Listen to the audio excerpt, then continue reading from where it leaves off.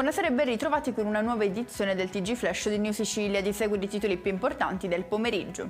La politica in apertura, mai dire mai, lo ha detto Raffaele Lombardo facendo riferimento a una sua eventuale candidatura alle elezioni europee.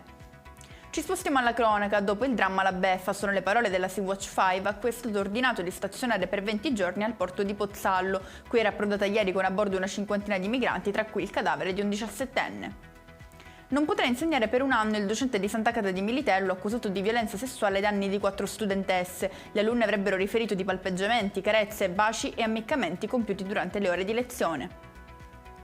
Ci spostiamo a Mister Bianco nel Catanese, dove è stato fermato l'autore della rapina a mano armata ai danni di un dipendente di un rifornimento di benzina del luogo, in manettone incensurato di Paternò. E chiudiamo con il meteo. Tempo instabile domani in Sicilia, sole e nuvole si alterneranno per tutta la giornata, piogge sono previste nel Palermitano. E con questo è tutto, prossimo appuntamento lunedì alle 13:30, grazie per averci seguito e buona serata.